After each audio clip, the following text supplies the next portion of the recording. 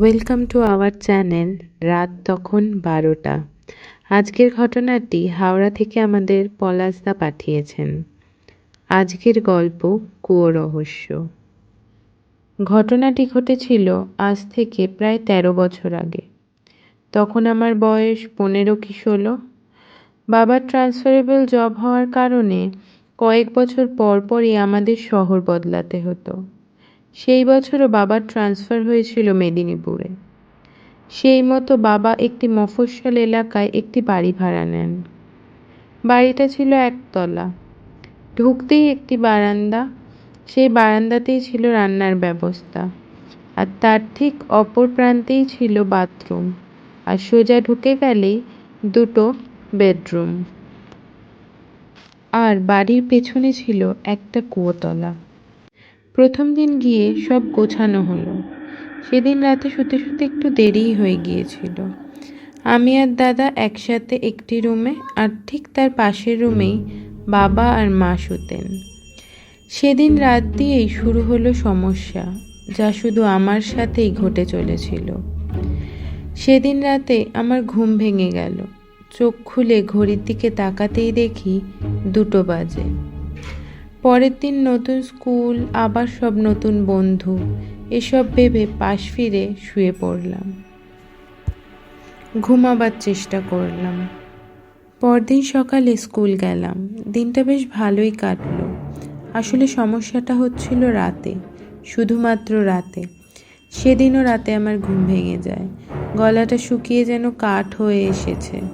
বিছানায় উঠে বসে ঘড়ির দিকে চোখ যেতেই দেখি 2টো বাজে। বিছানা ছেড়ে উঠে বারান্দার দিকে এগিয়ে আসি জল খাবার জন্য। কি জানি মনে হলো, পেছন ফিরে বিছানার দিকে একবার তাকালাম। দেখি দাদার পাশে কেউ একজন শুয়ে আছে, ঠিক আমি যেখানে শুয়েছিলাম। কৌতূহলবশত এগিয়ে গেলাম। গিয়ে দেখি আমি শুয়ে আছি। এটা দেখার পর ভয় পেয়ে গিয়েছিলাম। ভয়ের চোটে দাদার সামনের দিকে গুজিমুজি হয়ে শুয়ে পড়েছিলাম দাদাকে জড়িয়ে। এইভাবেই দাদাকে জড়িয়ে প্রায় অনেকক্ষণ শুয়েছিলাম। তারপরে ধীরে ধীরে আবার চোখ খুলি। চোখ খুলে ভয়ে ভয়ে দাদার পেছন দিকে আমি যেখানে শুয়েছিলাম ওখানে আরেকবার তাকিয়ে দেখি কেউ আছে কিনা। তাকিয়ে দেখি সেখানে আর কেউ নেই, জায়গাটা ফাঁকা। সোজা তাকিয়ে আবার ঘড়ির দিকে চোখ পড়ে। চোখ পড়তে দেখি আবার 2টো বাজে। কিন্তু এটা কিভাবে সম্ভব? আমি তো অনেকক্ষণ আগে দেখেছিলাম 2টো বাজে, আর দাদার সাথে তারপর শুয়ে আছি প্রায় অনেকটা সময় হয়ে গেছে। তাহলে আবার কিভাবে ঘড়িতে 2টো বাজে? এটা ভাবতে ভাবতেই কখন আবার চোখটা লেগে যায়। পরদিন সকালে উঠে বাবা, মা, দাদা সবাইকে এটা বলেছিলাম, কিন্তু সবাই বলল আমি নাকি স্বপ্ন দেখেছি, পুরোটাই একটা স্বপ্ন। কিন্তু আমার যে ঘুম থেকে ওঠার পরও স্পষ্ট সেই রাতের প্রত্যেকটা কথা মনে ছিল, যে কিভাবে কি হয়েছিল। তাহলে সেটা স্বপ্ন কিভাবে হয়? সেদিনটা এইসব ভাবতে ভাবতেই কেটে যায়। যেহেতু প্রত্যেক রাতে আমার সাথে এই ঘটনাগুলি ঘটেছিল, তাই আমি রাত হিসাবেই এই ঘটনাটি বলছি। তৃতীয় দিন রাতেও আমার ঘুম ভেঙে যায়, খুব অদ্ভুত কারণে। নিজের গলার স্বরেই যেন আমাকে কেউ ডাকছে। 3বার বলে উঠল পলাশ, কিন্তু গলার স্বরটা আমার। আমি চোখ খুলি। চোখ খুলে এদিক ওদিক তাকিয়ে প্রথমে চোখটা ঘড়ির দিকে যায়। তাকিয়ে দেখি ঠিক 2টো বাজে। আগের 2 রাতে যেরকম 2টো বেজেছিল, আজও তেমনি 2টো বাজে। এইভাবে কিছুক্ষণ তাকিয়ে থাকলাম। তাকিয়ে থাকার পর আবার আমার নাম ধরে কেউ ডাকছে, কিন্তু এবার গলার স্বরটা আমার না, অন্য কারো, একটু মেয়েলি স্বর। কিন্তু কোথা দিয়ে আসছে? মনে হলো জানলার বাইরে দিয়ে। আমি উঠে গেলাম। উঠে গিয়ে জানলার দিকে তাকালাম। জানলার বাইরের দিকে তাকিয়ে আছি কুয়োতলাটার দিকে। কিছুক্ষণ সেখানে তাকিয়ে থাকতে থাকতেই আমি যেন বাড়ির বাইরে বেরিয়ে গেলাম। কিন্তু আমি তো বাড়ির ভেতরেই ছিলাম। বাড়ির বাইরে কিভাবে গেলাম? কুয়োতলাটা তো পেছনে ছিল। এটা ভাবতে ভাবতেই কুয়োতলার দিকে মোহগ্রস্তের মতো এগিয়ে যেতে লাগলাম। মনে হচ্ছিল আমার নাম ধরে যেন ওই কুয়োর মধ্যে দিয়েও কেউ অনবরত ডেকে চলেছে। কুয়োতলার সামনে গিয়ে কুয়োর ভেতরে মাথাটাকে ঝুঁকিয়ে দেখতে লাগলাম যে কে আমার নাম ধরে ডাকছে। তাকাতেই দেখি একটি মহিলা আর একটি বাচ্চা সেই কুয়োর নিচে ওপর দিকে মুখ করে চেয়ে আছে। আমি তাকিয়ে থাকতেই বাচ্চাটি কিভাবে যেন ওপরে উঠে এসে আমার মুখের মধ্যে তার নখ দিয়ে আঁচড় কাটতে থাকলো। আমি মাটিতে পড়ে গিয়ে বাচ্চাটাকে রোখার চেষ্টা করছি আর চোখ দুটোকে বন্ধ করে দিয়েছি। এমন সময় কিছুক্ষণ থাকার পর চোখ যেই খুললাম দেখি চোখের সামনে দাদা, বাবা আর মা তিনজন আমাকে জাগানোর চেষ্টা করছে, কিন্তু আমি তখনও অনবরত ছটপট করে যাচ্ছি। তারপর কিছুক্ষণ পর বুঝলাম যে না, এটা আমি স্বপ্ন দেখছিলাম। বাবা মা তাই বলল, আমি নাকি স্বপ্নে এরকমভাবে হাত পা ছুটছিলাম আর চিৎকার করছিলাম, তাই তারা উঠে এসে আমাকে জাগাচ্ছিল। সেদিনকার মতো রাতটা কোনোভাবে কাটলো। সকালে চোখ খুলেই সারা শরীরে আমি এক ব্যথা অনুভব করি। শরীরের যেন প্রত্যেকটা অঙ্গে অঙ্গে মারাত্মক ব্যথা। এপাশ থেকে ওপাশ ফিরতে গেলেও যেন ব্যথা লাগছে। সেদিনকার মতো আর স্কুল যাওয়া হলো না। সেদিনটা বাড়িই থাকলাম। যত বেলা বাড়তে থাকলো গায়ে জ্বর আসতে থাকলো, আর সময়ের সাথে সাথে যেই জ্বরের পরিমাণ তীব্র হতে থাকলো। সকলে ভেবেছিল নতুন জায়গা, হাওয়া পরিবর্তন, তাই জন্য হয়তো গায়ে জ্বর এসছে, 2-3 দিনের মধ্যে ঠিক হয়ে যাবে। সেদিন রাতেও গায়ে জ্বর ছিল, তাই জন্য মা আমাকে নিজের সাথে নিয়েই শুয়েছিলেন। সেদিন রাতে ঠিক কী হয়েছিল আমার মনে নেই, কিন্তু সকালে উঠে শুনেছিলাম আমি নাকি সারা রাত ধরে মুখ দিয়ে এক গোঙানির শব্দ করতে থাকি, আর সারা রাত আমার গায়ে নাকি অনেক জ্বর ছিল। সকালবেলা উঠে সেই জ্বর ছেড়ে যায়। সেদিনও আর স্কুল যাওয়া হয়নি। সেদিনটাও বাড়িতেই থেকে গেছিলাম মায়ের সাথে। সারাদিন ঠিকই ছিলাম, রাতে দাদার সাথে শুয়েছিলাম, কিন্তু সেদিনও রাত্রেবেলা আবার জ্বর আসে, আবার আমি মুখ দিয়ে সেই গোঙানির শব্দ শুরু করি। সেই গোঙানির শব্দতে রাতে দাদার ঘুম ভেঙে যায়। দাদা মা আর বাবাকে ডেকে আনেন। তারা দেখে আমার গায়ে আবার জ্বর এসেছে। সে জ্বরের পরিমাণ আবার তীব্র হতে থাকে। সেদিন রাতটা এভাবেই কেটেছিল। পরদিন সকালে উঠে বাবা ঠিক করলেন এবার আমাকে একটা ডাক্তার দেখাতে হবে, কারণ রোজ রাতে এভাবে জ্বর আসছে সেটা তো ঠিক নয়। মফস্বল অঞ্চল, সেখানে একটা ভালো ডাক্তার পাওয়াও বেশ বড় ব্যাপার। বাবা অনেক খোঁজ খবর করে একজন ডাক্তারের খোঁজ পেলেন, কিন্তু সেদিন উনি বসবেন না, উনি বসবেন পরের দিন সন্ধ্যাবেলা। সেই মতো বাবা জায়গাটিও দেখে এলেন উনি কোথায় বসবেন। কিন্তু সেদিনকে সন্ধেবেলা আমার আবার জ্বর এলো। সেই জ্বরে সারা গায়ে লাল লাল চাকা চাকা দাগ। মনে হচ্ছে যেন কেউ সিগারেটের ছ্যাঁকা দিয়ে এই দাগগুলো আমার সারা গায়ের মধ্যে তৈরি করে দিয়েছে, আর তার সাথে জ্বরে আমার গা পুড়ে যাচ্ছে। এদিকে আমার হুঁশ নেই, কিন্তু আমি যেন কি বিড়বিড় করে চলেছি। সেদিনকের রাতটা খুব কষ্টে নাকি কেটেছিল, কারোর চোখে ঘুম ছিল না, কিন্তু পরদিন সকালে উঠতেই আমার সেই জ্বর কমে যায়, কিন্তু দাগগুলো যেন আরও দগদগে হয়ে ওঠে। সেই 2 দিন রাতের কোনো স্মৃতিই আমার কাছে নেই। আমার জ্বর এসছিল, তারপর আমি কি বিড়বিড় করেছি তাও আমার মনে নেই। সকালে উঠে দাগগুলোর দিকে তাকিয়ে মনে হচ্ছিল সত্যিই যেন কেউ সিগারেটের ছ্যাঁকা দিয়ে পুড়িয়ে দিয়েছে। কোনো ব্যথা নেই, বেদনা নেই, কিন্তু ওই জায়গাগুলো যেন দগদগে লাল হয়ে আছে। সেদিন সন্ধেবেলায় ডাক্তারের কাছে যাওয়া হলো। বাবা যেই ডাক্তারকে খোঁজ করে এসেছিলেন সেই ডাক্তারের কাছে। উনি ওই অঞ্চলের বহুত পুরনো ডাক্তার ছিলেন, তাই মোটামুটি সবাইকেই চেনেন। আমার বাবাকে দেখে বললেন যে আপনাদের আগে এখানে দেখিনি তো, আপনারা কি নতুন এসেছেন? বাবা বললেন হ্যাঁ, আমি আমার কাজের সূত্রে এখানে নতুন এসেছি। বাবা সব কিছু খুলে বললেন আমার সমস্যার কথা। মাও সেখানে বসেছিলেন, দাদাও গিয়েছিল। সব শুনে উনি কিছু ওষুধ লিখে দিলেন, আর তার সাথে এদিক ওদিক কথা বলতে বলতে উনি জিজ্ঞাসা করেছিলেন যে আমরা কোন বাড়িতে উঠেছি।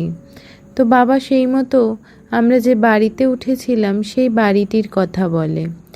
উনি শুনে একটু স্তম্ভিত হয়েছিলেন। উনি বললেন যে বহু বছর তো ওই বাড়িতে কেউ থাকে না, আপনারা হঠাৎ করে এত বাড়ি ছেড়ে ওই বাড়িতে কেন উঠলেন? উনি কিছু একটা বলতে চাচ্ছিলেন, এমন সময় উনি নিজেই কথাটা ঘুরিয়ে দিলেন। ঘুরিয়ে বললেন ওষুধগুলো খাওয়ান, ঠিক হয়ে যাবে। কিন্তু মায়ের মনে একটা অদ্ভুত রকমের সন্দেহ ঢুকে গেছিল যে উনি কেন ওই কথাটা বললেন যে এত বাড়ি থাকতে ওই বাড়িতেই কেন আমরা উঠেছি। সেদিনকে রাতে বাড়ি ফিরে ডাক্তারের দেওয়া ওষুধ খেয়ে তাড়াতাড়ি শুয়ে পড়েছিলাম। কিন্তু সেদিনকে রাতে যা ঘটেছিল তারপরে মায়ের মনের সন্দেহটা আরও জোরালো হয়ে উঠেছিল। সেদিন রাতে জ্বর থাকার জন্য মায়ের কাছেই শুয়েছিলাম, কিন্তু মাঝরাতে মা পাশ ফিরতে গিয়ে দেখে আমি নেই। ওই ছোট একতলার ঘরে কোনো ঘরেই আমি ছিলাম না, কিন্তু এদিকে বারান্দার দরজাটা হাট করে খোলা। বাড়ির বাইরে বেরিয়ে তন্ন তন্ন করে আমাকে খোঁজা হলো, কিন্তু আমাকে পাওয়া গেল ওই কুয়োতলায়। কুয়োতলার পাশে নাকি আমি পড়েছিলাম। গায়ে জ্বরের তীব্রতা আরও বেড়েছে, তার সাথে গায়ের চাকচাক লাল দাগগুলো আরও যেন লাল দগদগে হয়ে উঠেছে। আমার কোনো জ্ঞান ছিল না, আমি তখনও কি যেন বিড়বিড় করে চলেছি। পরদিন সকালে ঘুম ভাঙতেই সবাই আমাকে জিজ্ঞাসা করলো আমি এত জ্বর গায়ে কিভাবে একা একা কুয়োতলায় গেলাম। কিন্তু আমার সত্যিই মনে ছিল না আমি কুয়োতলায় আদেও একা একা নিজে গিয়েছিলাম কিনা।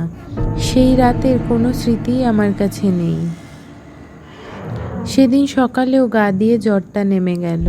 রাতে যে অত জ্বর, সকালবেলা দেখলে কেউ বলবেই না। সেদিনকে বাবা অফিস বেরানোর পর আর দাদা স্কুল চলে যাওয়ার পর মা আমাকে নিয়ে একটু বাইরে বেরালেন। এদিক ওদিক আর কি ঘুরে দেখা, নতুন জায়গা, নতুন প্রতিবেশীদের সাথে একটু আলাপ করা। সেখানেই শোনা গেল অন্য এক ঘটনা। যখন মা সবার সাথে কথা বলছিলেন আমরা নতুন এসছি, কোথা দিয়ে এসছি এসব নিয়ে, তখন সবাই যখন শুনলেন যে আমরা ওই বাড়িটাতে উঠেছি, তখন সবার মুখেই কেমন যেন একটা চিন্তার ভাঁজ। মা এক প্রতিবেশীকে জিজ্ঞাসা করলেন যে সকলেই কেন ওই বাড়িটার কথা শুনলেই ওরকম আঁতকে উঠছেন। তিনি নাকি মাকে বলেছিলেন যে এই বাড়িতে একটু দোষ আছে। কিসের দোষ, কেন দোষ, তা কিছুই খুলে বলেননি। মা সেই শুনে চলে এসেছিলেন বাড়ি। রাত্রেবেলা বাবা বাড়ি ফিরতেই মা এই সকল কথা বলেছিলেন, আর বাবাকে এটাও জিজ্ঞাসা করেছিলেন যে তিনি জানতেন না যে এই বাড়িতে বহু বছর কেউ থাকে না, তিনি কি না জেনেই এই বাড়িটি ভাড়া নিয়েছিলেন। বাবা কিছুক্ষণ আমতা আমতা করার পর মাকে বলেছিলেন যে এই বাড়িটা অন্যান্য সকল বাড়ির থেকে অনেক কম ভাড়ায় বাবা পেয়ে গেছিলেন, তাই জন্যই এই বাড়িটা ভাড়া নিয়েছেন। বাবার এই কথা শুনে মার এক মুহূর্তেই বাড়িতে থাকতে রাজি হলেন না। তিনি ঠিক করলেন পরদিন সকালেই আমাকে আর দাদাকে নিয়ে তিনি মৌরিগ্রাম চলে যাবেন। মৌরিগ্রাম আমার মামা বাড়ি, আমরা সেখানে 1 সপ্তাহ থাকবো। বাবা নতুন বাড়ি ঠিক করলেই আমরা আবার ফিরে আসব। সেদিন রাতেও আমার জ্বর এলো, আর বারবার নাকি আমি জ্ঞান হারাচ্ছিলাম। শরীরে নাকি অসম্ভব রকমের ব্যথা হচ্ছিল আমার। তাই জন্য ওই ঘোরের মধ্যেও আমি ব্যথা ব্যথা করে বিড়বিড় করে চলেছিলাম। এই যে এতগুলো রাত ধরে যে আমার এত শরীর খারাপ হয়েছে, এই একটা ঘটনাও কিন্তু আমার মনে ছিল না। এগুলো পরে সবই আমার দাদার মুখ থেকে শোনা। পরদিন সকালে মৌরিগ্রামের জন্য রওনা হলাম। মা মামার বাড়ি নিয়ে যাওয়ার সাথে সাথেই সবাই আমাকে দেখে একটু হলেও আঁতকে উঠেছিল। এই কয়েকদিনের মধ্যেই যেন আমার শরীরটা একদম বিছনার সাথে মিশে গেছে। সেদিন সন্ধেবেলায় মা আর দিদা মিলে আমাকে সেখানকারই একটি ঠাকুর বাড়িতে নিয়ে যায়। এখানে সবাই কালীবাড়ি বলেও চেনে। ওই কালীবাড়ির পুরোহিতই মাকে বলেন, মা আমাকে ওই বাড়ি থেকে বার করে নিয়ে এসে খুব ভালো করেছেন, না হলে হয়তো আমার আয়ু আর 2 দিন ছিল। বলতে গেলে মায়ের জন্যই সে যাত্রায় আমি প্রাণে বেঁচে যাই। আর ওই পুরোহিত আমার দেহ বন্ধন করে দিয়েছিলেন, আর একটি তাবিজ আমাকে বেঁধে দিয়েছিলেন। সেই তাবিজ আমি এখনও পড়ে থাকি। 1 সপ্তাহ পর আমরা আবার ফিরে আসি মেদিনীপুর। মেদিনীপুর ফিরে আসার পরই সেই বাড়ির আসল রহস্যটা জানতে পারি। এই বাড়িটি আমরা ভাড়া নেওয়ার 6-7 বছর আগে এই বাড়িতে একটি পরিবার ভাড়া থাকত। একজন ভদ্রলোক, তার স্ত্রী এবং 11 বছরের একটি ছেলে। হঠাৎ করেই তাদের নাকি আর কোনো খোঁজ পাওয়া যাচ্ছিল না। আর তার কয়েক সপ্তাহ পরেই ওই কুয়োর ভেতর থেকে ওই মহিলা এবং তার সন্তানের দেহ উদ্ধার হয়। তার স্বামীকে আর খুঁজে পাওয়া যায়নি। সবাই বলেন নাকি তার স্বামী তার স্ত্রী এবং পুত্রকে মেরে ওই কুয়োর ভেতরে ফেলে রেখে গেছিলেন। আমি সত্যিই জানি না এই ঘটনার সাথে সেই রাতগুলোর কোনো সম্পর্ক ছিল কিনা, কিন্তু আমার সেই জ্বর সত্যি বলতে কোনো ওষুধে কমেনি। কমেছিল ওই ঠাকুরবাড়ি যাওয়ার পরই। আমার আজও জ্বর এলে আমার মা প্রচণ্ড ভয় পেয়ে যান। আসলে ওই কটা দিন যে আমাদের পরিবারের ওপর দিয়ে কী গেছিল সেটা আমি আর আমার পরিবারই একমাত্র জানি।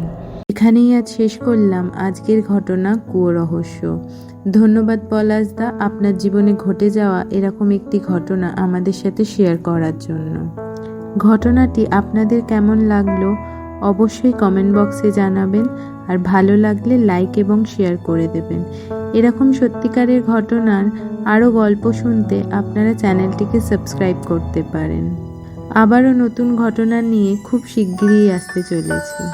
নমস্কার।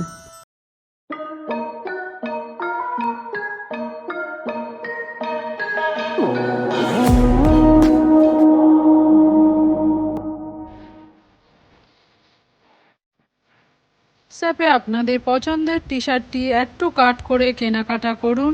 ডেসক্রিপশানে লিঙ্ক অ্যাভেলেবেল।